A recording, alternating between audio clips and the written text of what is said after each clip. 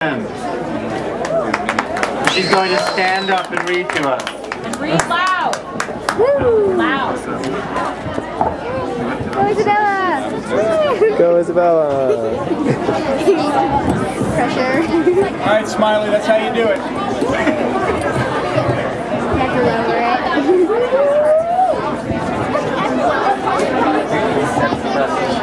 What's your thingy about?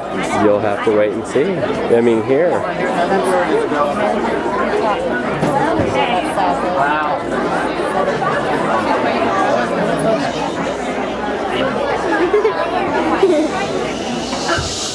Okay, everyone be quiet. I am a chimpanzee. My name is Bonzo. I'm the first living, breathing organism that took a step on the moon. I was the fourth test monkey. I could tell you what happened to Albert, Albert 2, and Albert 3, but then you probably wouldn't want to hear the rest of my story. So, you're probably thinking in your head, get on with it. So, my story starts. It was the summer of 1952. I was about 1 year old when the ground started to grumble and the sky darkened. All of my friends and family had come to see what was happening. Then I saw it. It was fast, yet graceful. It shot up in the sky and vanished, just like that. The sky went back to normal, and so did my fellow chimps. It was like someone had clicked a giant off switch, like nothing had just happened. But I knew something extraordinary had. It was then I knew. I knew in my lifetime I was going to go on that thing one day. Okay, stop. I guess it wasn't at that instant I knew I was going in that thing, but it just made my story a little more interesting. Plus, if I know there would be a 75th% chance of my death, I would have dropped the idea a long time ago, but I didn't know. So every night, I drummed myself opening the door of the flying thing and jumping up on the silver circle in the sky, or at least to see it again. 2 years after that, I had given up hope.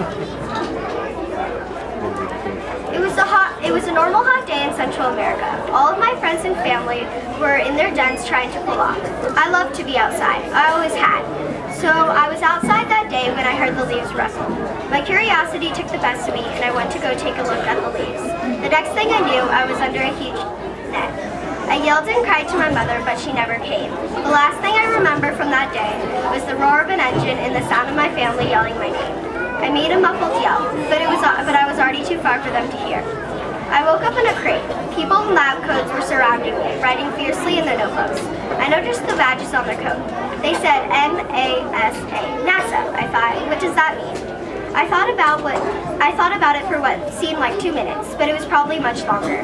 I felt myself move and my heart beat 10 times as fast as it usually did. Then I realized it was just a person lifting the crate and taking me to another room. Well, more like a jungle gym than a room. The person in the lab coat opened my crate and left.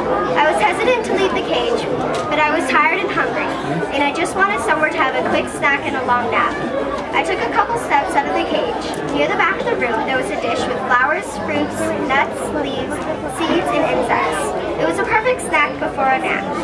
There was a tree in the middle of the room with a swing. It was painted with green leaves. In the tree there was a den. It had been a long day, so I decided to take a quick nap. I fell asleep with ease, and for the first time in 2 years, dreamt myself exiting the flying thing and jumping on the silver circle in the sky. When I woke up, I wasn't in the room with the huge tree. I was in a smaller room.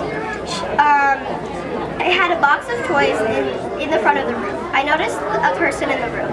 She was different than the other people in the lab coats. Firstly, she wasn't wearing a lab coat, and secondly, she had a gentler nature than those people. She smelled like my home. I felt strangely safe with her, even though I didn't know her. Come here, she said, as she motioned me to come over. I stared at her, hesitantly.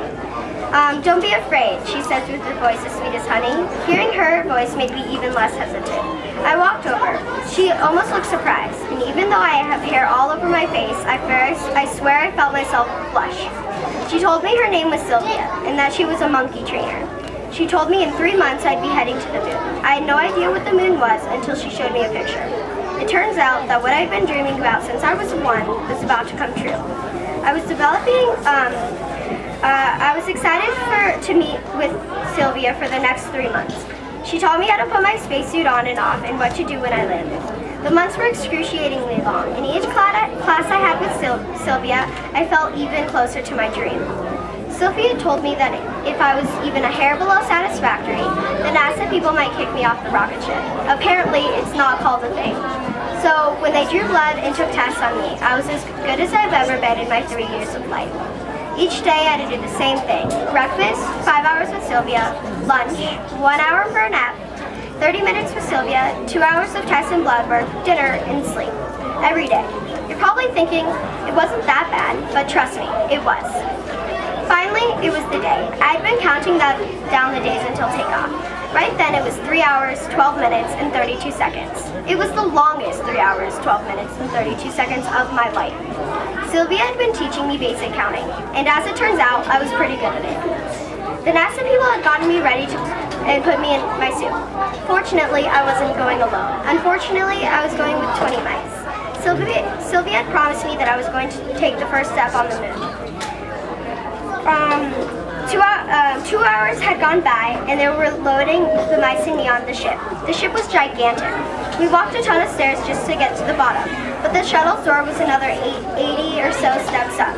We were panting when we made it to the door. The door was a weird shape. It was like an oval cut in half.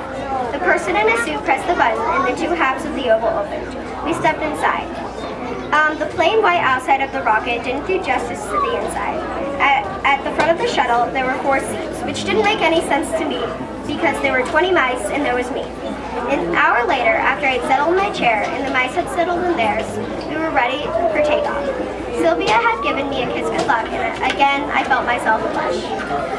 Once Sylvia and all the other NASA people had left, I heard something. I really didn't think about it too much, but I heard it again. It was the mice. They were just as excited as I was.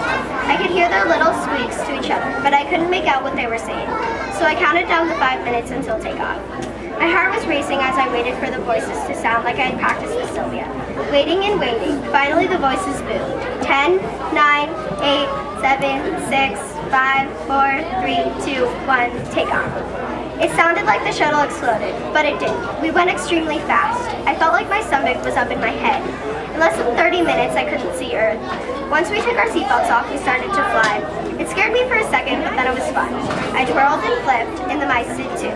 We had 3 days of flying, eating out of packets, and playing with the water. I was anxious to land on the moon, and finally, we did. My heart raced like it did when we were taking off. I put on my suit like I had practiced for 3 months, but this time it was for real. The doors opened, and I walked slowly to the darkness, breathing in and out slowly. Each centimeter, knowing I was getting closer and closer to my dream. Then I remembered something my parents told me when I was little. It's not the destination, it's the journey. And at that moment, I took a running step and leaped on the moon. It took my breath away. I jumped on the moon just like I said I would. It took me back to when I was 1 and when my dad would toss me in the air.